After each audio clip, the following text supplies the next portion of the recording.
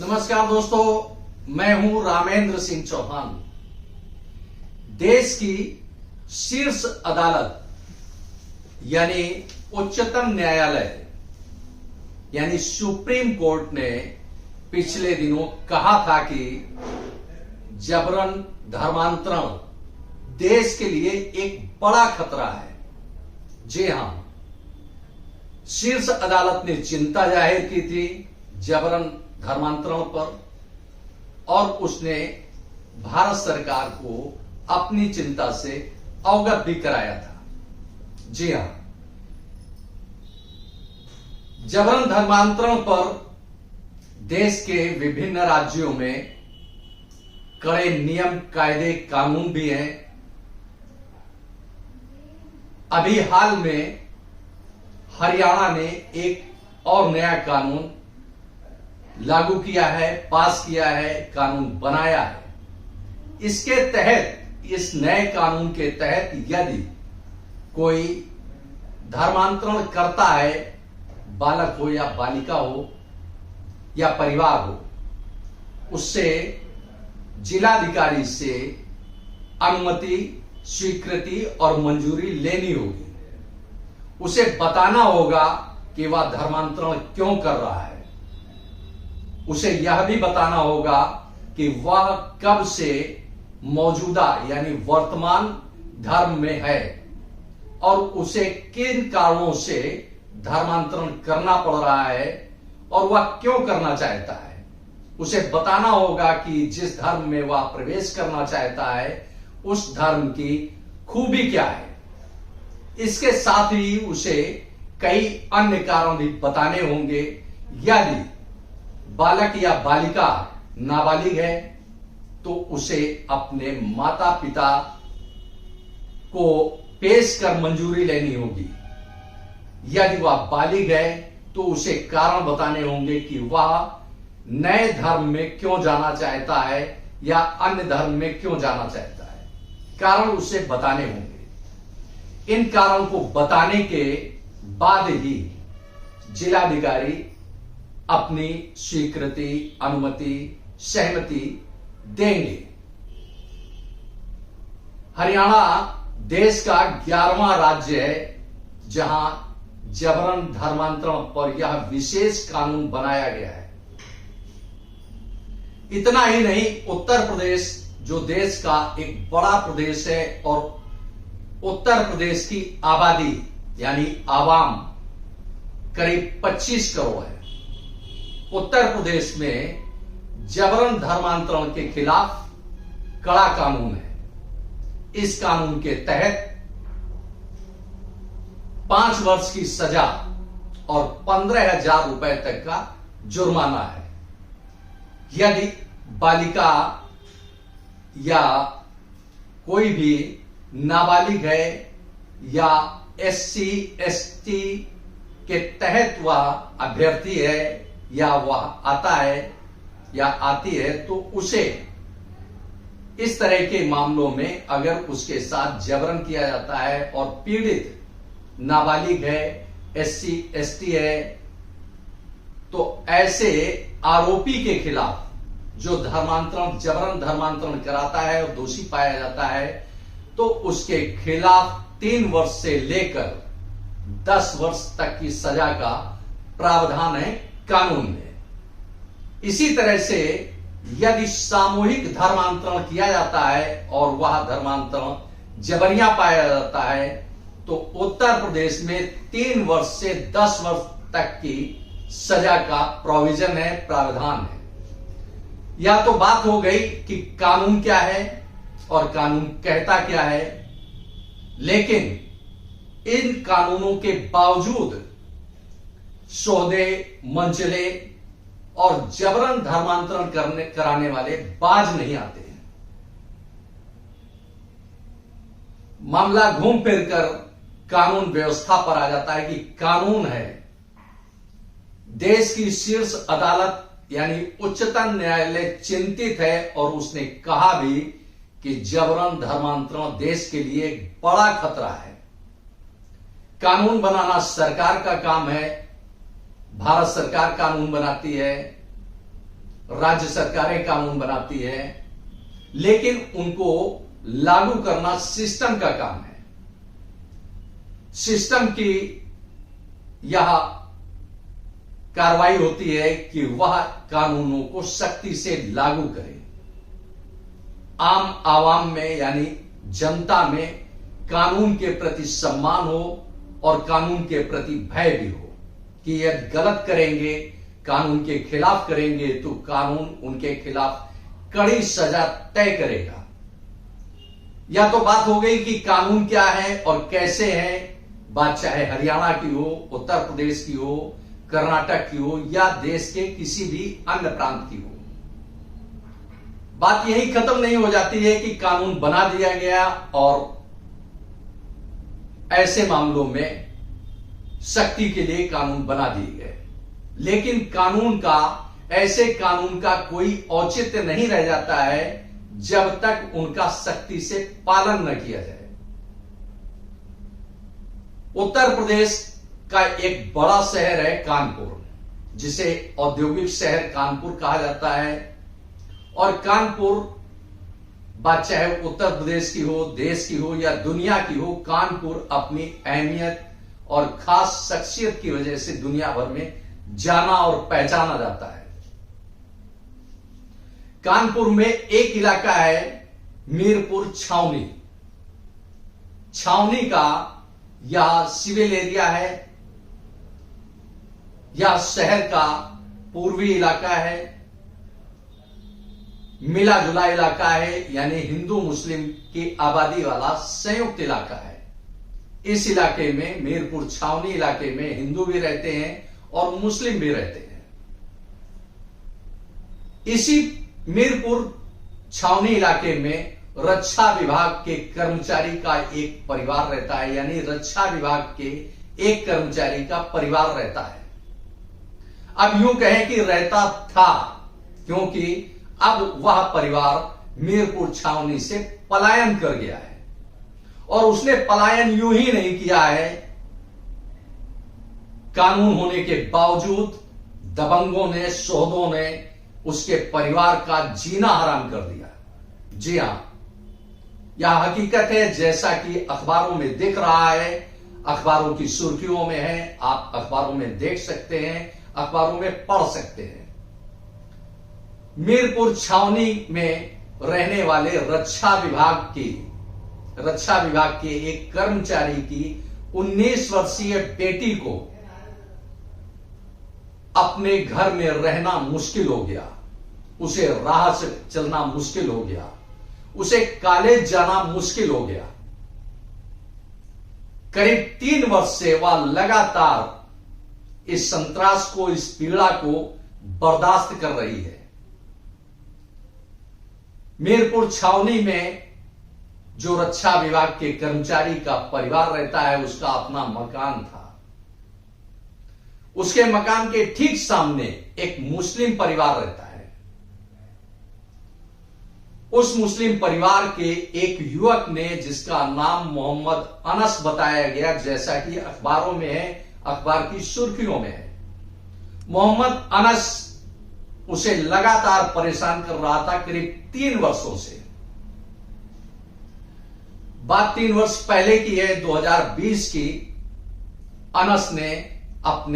मोहम्मद अनस ने अपने सहयोगियों, अपने साथियों के साथ रक्षा विभाग के कर्मचारी की बेटी को अगवा करना चाहा, अगवा करने का प्रयास किया, लेकिन वह किसी तरह से उनके चंगुल में न फंसकर भाग निकली, किसी तरह से अपनी जान बचाकर भागी।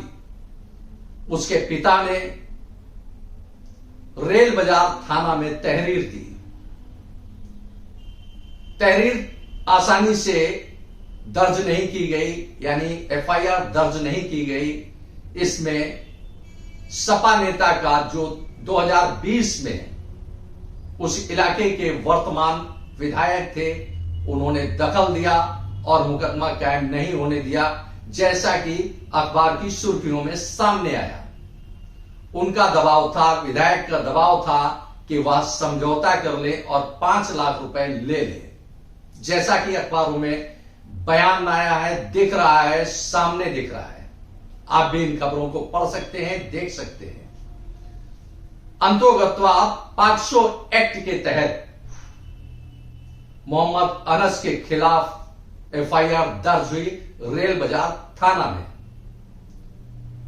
रेल बाजार थाना की पुलिस ने मोहम्मद अनस को गिरफ्तार कर जेल भेज दिया। 21 अक्टूबर 2020 को जेल में 26-27 दिन रहने के बाद मोहम्मद अनस को न्यायालय से जमानत मिल गई और वह 17 नवंबर 2020 को छूटकर बाहर आ गया जेल से। इसके बाद से उसने सोहदे ने छात्रा को परेशान करने की सारी हदें तोड़ दी। घर से निकलना बेटी का मुश्किल हो गया। वह अब मौजूदा समय में बृहस्पति महिला महाविद्यालय की छात्रा है। अभी हाल में मोहम्मद अनस ने विद्यालय में, महाविद्यालय में उसकी कक्षा में घुसकर न केवल उसका दुपट्टा फाड़ा बल्कि उसको धमकी दी कि उससे निकाह कर ले। निकाह न करने पर उसे जान से मारने, तेजाब से नहलाने, उसका सर कलम करने यानी धड़ से सिर को अलग करने, परिवार को बर्बाद करने सहित तमाम धमकियां दे डाली।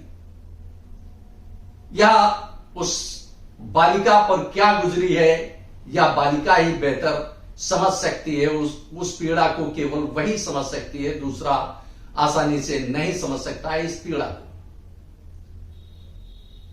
इसके बाद बालिका ने अपने परिवार को सारी चीजें बताई, सारे तथ्य कथ्य बताए।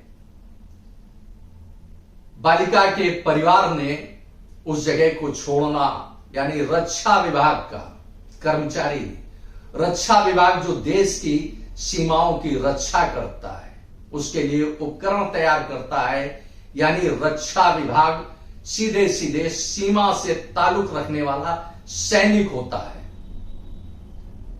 भले ही यह व्यक्ति सैनिक नहीं है, लेकिन उसका कहीं ना कहीं ताल्लुक रक्षा से है, देश की सुरक्षा से है।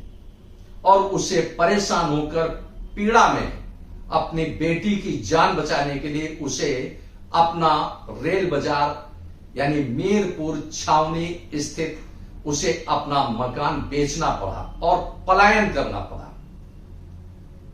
जैसा कि खबरों में सामने आया कि उस मकान की कीमत करीब 70 लाख रुपए थी, लेकिन उसने औने पौने में करीब 29 लाख रुपए में वह मकान उसने बेच दिया और इसी शनिवार को उसने घर छोड़ दिया। वह पलायन कर गया किसी अन्य स्थान पर। इतना ही नहीं, 2020 के बाद जब अनस पर यानी मोहम्मद अनस पर केस हुआ पॉक्सो के तहत, तो उसे, जैसा कि खबरों में सामने आया, उसे रक्षा विभाग के कर्मचारी के परिवार को धमकियां मिली या धमकियां पाकिस्तान के फोन से आ रही थी। कहा जा रहा था कि बेटी से बात कराओ वरना जीना मुश्किल कर देंगे परिवार का, बेटी का सर कलम कर देंगे, जान माल की धमकियां दी जाती रही। जिस तरह से पाकिस्तान से यह फोन आया, जैसा कि खबरों में दिख रहा है, उसे निश्चित रूप से यह लग रहा है कि मोहम्मद अनस और उसके परिवार के सीधे ताल्लुकात पाकिस्तान से हैं। यह एक बड़ी बात है और बड़ा विषय है जांच पड़ताल का कि आखिर भारतीय या हिंदुस्तानी परिवार का पाकिस्तान से क्या संबंध है, इसकी जांच अलग से होनी चाहिए। इतना ही नहीं, अभी जब यह घटना हुई, कॉलेज में घुसकर उसके साथ अभद्रता की गई, उसका दुपट्टा फाड़ा गया, खींचा गया, उसे तेजाब से नहलाने की धमकी दी गई।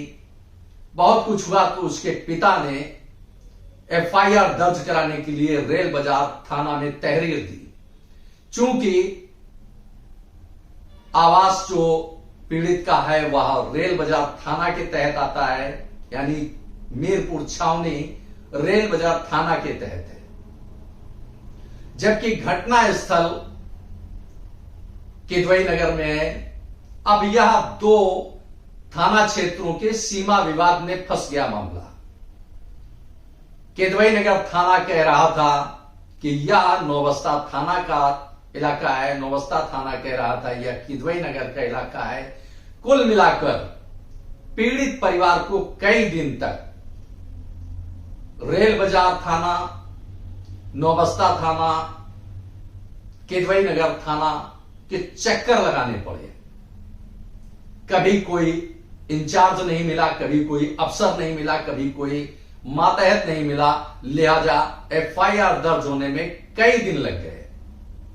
अंतोगत्वा एफआईआर दर्ज हुई और जब यह मामला व्यापक बड़े स्तर पर अफसरों के सामने आया तो ताबड़तोड़ पुलिस सक्रिय हुई और नौबस्ता पुलिस ने मोहम्मद अनस को गिरफ्तार किया। बात केवल यहीं समाप्त नहीं हो जाती है कि मोहम्मद अनस को गिरफ्तार किया गया। आखिर यह मामला तब सामने क्यों आता है, क्यों खुलता है, क्यों पुलिस सक्रिय होती है जब मामला तूल पकड़ जाता है? उसके पहले मामले में कार्रवाई पुलिस क्यों नहीं करती है, यह एक बड़ा सवाल उठता है पूरे सिस्टम पर। बात चाहे उत्तर प्रदेश की हो या किसी भी अन्य प्रदेश की हो, बात सिस्टम पर आकर खड़ी हो जाती है कि ऐसे कानून का क्या औचित्य है जब उसका लाभ या उस कानून का पूरा लाभ पीड़ित पक्ष को ना मिल सके। यह एक बड़ी बात है। आखिर ऐसा क्यों होता है? क्योंकि भले ही सरकारें बदल जाएं, चाहे किसी भी राजनीतिक दल की सरकार हो सत्ता में, लेकिन सिस्टम तो वही रहता है। सिस्टम जब तक सक्रिय नहीं होगा, ऐसे में कानून बनाने का कोई औचित्य नहीं रहता है। पुलिस पर एक सवालिया निशान लगता है कि आखिर ऐसा क्यों। एक खबर और सामने है जिसमें क्राइम ब्रांच के यानी पुलिस के क्राइम ब्रांच के 13 अफसरों और कर्मचारियों को उनके स्थान से हटा दिया गया। उन पर सीधा सीधा यह आरोप था, जैसा कि खबर है, कि उनके कारण विभाग की या महकमे की बदनामी हो रही है। निश्चित रूप से अगर यह ईमानदार हैं तो बदनामी होने का डर कैसा? निश्चित रूप से कहीं ना कहीं बड़ा सवाल लगता है, बड़ा सवाल उठता है उनकी ईमानदारी पर, उनकी कर्तव्य निष्ठा पर, उनकी सेवाओं पर। जब राज्य सरकार उनको नियुक्त करती है तो उनसे कर्तव्य निष्ठा की उम्मीद की जाती है। सेवा पंजिका में कर्तव्य निष्ठा और ईमानदारी का उल्लेख होता है, लेकिन कर्मचारी चाहे वह पुलिस विभाग के हों या किसी अन्य सिस्टम के हों, उन सेवा पंजिका की शर्तों का खुलेआम उल्लंघन करते हैं, उनकी धज्जियां उड़ाते हैं, जैसा कि अखबारों में कई बार सामने दिखता है। अगर किसी सौदे के, किसी अपराधी के साथ कोई पुलिसकर्मी है तो निश्चित रूप से उसकी गलबैयां यानी उनका साथ कहीं ना कहीं उन पर, उनकी सेवाओं पर, उनके कर्तव्य निष्ठा पर एक सवालिया निशान खड़ा कर देता है, जैसा कि सामने दिखता है, अखबारों में दिखता है। अभी हाल में ही दिखा कि इस तरह के 13 बदनाम अफसरों को हटाया गया। आप इस खबर को देख सकते हैं, पढ़ सकते हैं और समझ सकते हैं। देश में जो कानून है और जो कानूनों की एक प्रक्रिया है, उसके तहत बहुत कुछ है। जबरन धर्मांतरण पर जैसे कि कई कानून बने, कई चीजें सामने आई और देखा भी गया। आप भी देखिए कि धर्म गुरुओं के बारे में कानून क्या कहता है और कानून में क्या व्यवस्थाएं हैं, किस तरह की व्यवस्थाएं हैं। आप खुद पढ़ सकते हैं, देख सकते हैं, समझ सकते हैं कि कानून में क्या क्या प्रावधान किए गए हैं। तो आइए चलिए देखते हैं कि कानून में क्या क्या प्रावधान है, कैसे प्रावधान है। उत्तर प्रदेश में जबरन धर्मांतरण पर 5 साल की कैद और 15,000 रुपए का जुर्माना है।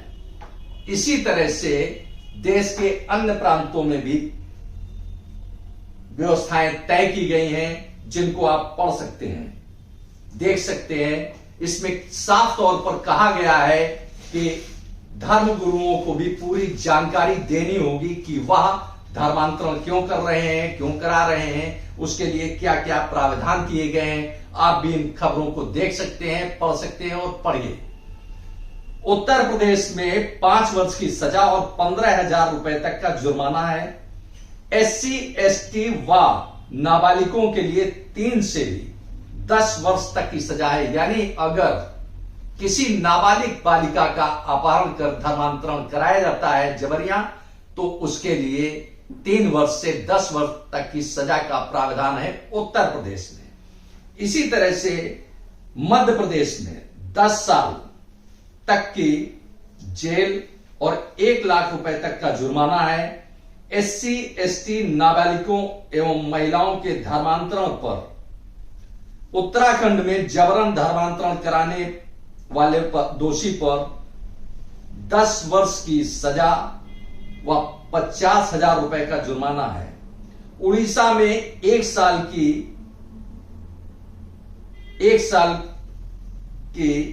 जेल व 5,000 रुपए का जुर्माना। SC ST नाबालिगों एवं महिलाओं के धर्मांतरण पर 2 साल की सजा और 10,000 का जुर्माना है। इसी तरह से छत्तीसगढ़ में DM की अनुमति लेनी होगी। 10 साल तक की जेल है, 1 लाख तक का जुर्माना है। SC ST नाबालिगों एवं महिलाओं के धर्मांतरण पर उत्तराखंड में 2 साल तक की जेल, 10,000 का जुर्माना।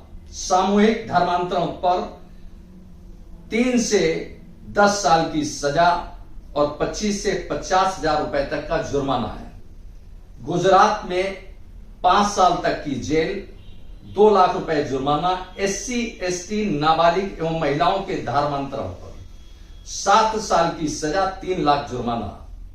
झारखंड में 3 साल तक की जेल, 50,000 रुपए जुर्माना और 4 साल की सजा, 1 लाख तक का जुर्माना है। इसी तरह से कर्नाटक में 3 से 5 साल तक की जेल, 25,000 का जुर्माना। SC ST नाबालिगों एवं महिलाओं के धर्मांतरण पर 10 साल की सजा, 50,000 रुपए तक का जुर्माना।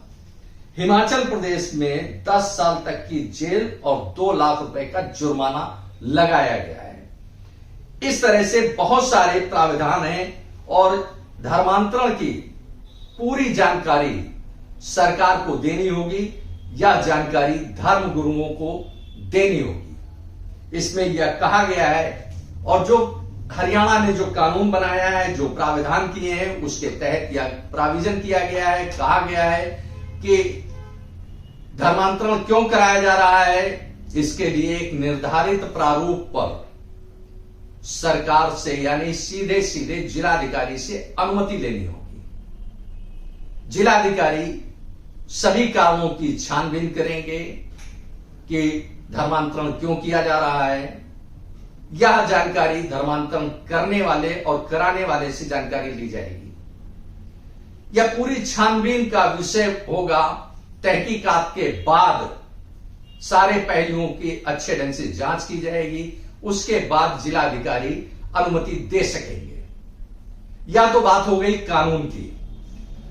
कानून में प्राविजन किए जाते हैं, प्राविधान किए जाते हैं, कानून बनाए जाते हैं देश की आवाम की रक्षा के लिए, और कोशिश यह होती है कि कानून का इस्तेमाल किया जाए जिससे विसंगतियां समाज में पैदा ना हो। जैसा कि देश की शीर्ष अदालत सुप्रीम कोर्ट यानी उच्चतम न्यायालय ने कहा था कि जबरन धर्मांतरण एक बड़ा खतरा है, यानी देश के लिए एक बड़ा खतरा है, यह उच्चतम न्यायालय ने कहा था, जैसा कि खबरों में सामने आ चुका है। इसके बावजूद अगर उत्तर प्रदेश के कानपुर शहर की जो मीरपुर छावनी की घटना है, यह कानपुर शहर की पहली घटना नहीं है। इसके पहले भी शहर के दक्षिणी इलाके में मछरिया एक इलाका है, मछरिया में भी इस तरह की घटनाएं हो चुकी हैं और उन पर कार्रवाई क्या हुई, सतही कार्रवाई के बाद ऐसी कोई सख्त कार्रवाई सामने नहीं आई जिससे इस तरह के प्राविधानों पर यानी इस तरह के गैर कानूनी यानी जबरन धर्मांतरण जैसी समस्याओं पर या इस तरह के क्रियाकलापों पर सख्ती होती है, रोक लग पाती है। ऐसा कुछ भी नहीं हुआ। सीधे सीधे या इसके लिए सिस्टम जिम्मेदार दिखता है। तो शायद अब यह कहना होगा और कहना लाजमी होगा कि उत्तर प्रदेश क्या अब शरीफों के रहने लायक नहीं है, या दूसरे ढंग से कहें तो जनाब शरीफों को अब उत्तर प्रदेश में रहना आसान नहीं है, क्योंकि अगर आप शराफत से रहते हैं और परिवार के साथ सम्मानजनक जीवन जीना चाहते हैं तो मोहम्मद अनस जैसे लोग आपको जीने देंगे या बड़ा मुश्किल लगता है।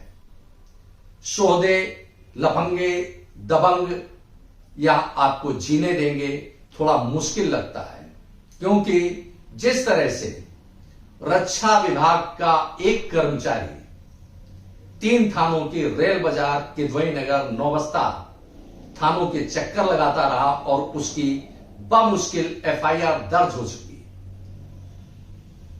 ऐसे में यह कहना बड़ा मुश्किल होगा कि आपकी कोई पीड़ा, आपकी कोई शिकायत आसानी से सुनी जाएगी, बड़ा मुश्किल है। तो ऐसे में बस यही कहना लाजमी होगा कि जनाब शरीफों का उत्तर प्रदेश में रहना आसान नहीं है। कुल मिलाकर के जो हालात हैं वह सिस्टम पर एक बड़ा सवालिया निशान छोड़ते हैं कि कानून होने के बावजूद अनस जैसे, मोहम्मद अनस जैसे लोग समाज में अपनी हरकतों से समाज को कलंकित करते हैं, समाज को यानी समाज का जीना हराम करते हैं और उनके तार यानी उनके संपर्क सीधे सीधे पाकिस्तान से जुड़े हुए दिखाई देते हैं। इतना ही नहीं, बात यहीं खत्म नहीं हो जाती है। इसके पहले 5 बांग्लादेशी कानपुर में गिरफ्तार हुए थे, जिनकी जांच पड़ताल चल रही है। तो ऐसे में कुल मिलाकर के आप यह देख सकते हैं कि कानपुर कितना सुरक्षित है शरीफों के लिए। बात फिर वही आ जाती है घूम फिर कर कि जनाब शरीफों का उत्तर प्रदेश में रहना आसान नहीं है। आपने इस वीडियो को देखा, आपको यह वीडियो कैसा लगा कमेंट बॉक्स में हमें अवश्य बताएं। वीडियो को शेयर करें। यदि आप हमारे चैनल पर नए हैं तो हमारे चैनल को सब्सक्राइब करें, जिससे हमारे आने वाले वीडियो, आने वाले नोटिफिकेशन आपको मिल सके। दोस्तों, वीडियो को लाइक करना ना भूलें। आप लाइक करते हैं तो हमारा प्रोत्साहन होता है, हमारा मोटिवेशन होता है। आपने वीडियो को देखा, आपका बहुत बहुत धन्यवाद। Thank you. जय हिंद, जय भारत।